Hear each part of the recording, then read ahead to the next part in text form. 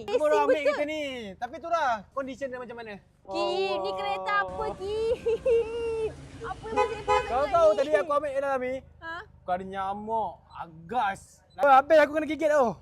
Tapi bau pekong sikit lah. Hilangkan bau tu macam mana tu? Yang banyak bunyi. Kau tak payah nak berkias-kias dengan aku. Ni kau pakai je ni. Kau nak ni je kan sebenarnya? Saya nak ni sebenarnya. Kau nak tu je kan? Dah kejap lagi aku nak buat easy pembasmi lipas. Aku nak tengok hasil dia macam mana. Kereta ni bersih ke, ada lipas, bonus.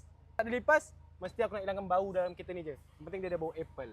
First, kita kena keluarkan dulu kapet Maggie ni dulu. Atau aku dah start enjin kereta. Hidupkan aircon full volume blower. Goncang saja tin easy ni. Buka, tekan saja button ni. Dia ada auto lock kat dalam. Lepas tu biarkan selama 15 minit dalam kereta. Kita nak tengok ada tak hasil dalam kereta ni. Lepas ni kita tengok hasil dia bau wangi ke tak bau wangi. Atau ada lipas tu bonus.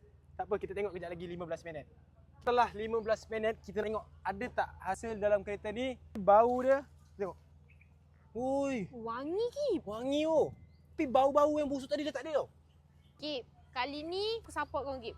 Walaupun luar dia macam setinggal, luar dia kereta tampal-tampal, tapi okey lah. Tapi okey, dalam wangi. Dalam Sebab apa? wangi. Dia ada bauan apple flavor. Jadi kalau korang nak dapatkan easy pembasmi lipas dalam kereta ni, korang boleh terus tekan dekat beg kuning. Tapi jangan beli satu tin. Beli dua, beli tiga, lebih jimat, lebih baloi. Tekan je dekat beg kuning. Harga tengah jimat, tengah berbaloi. Tekan beg kuning sekarang.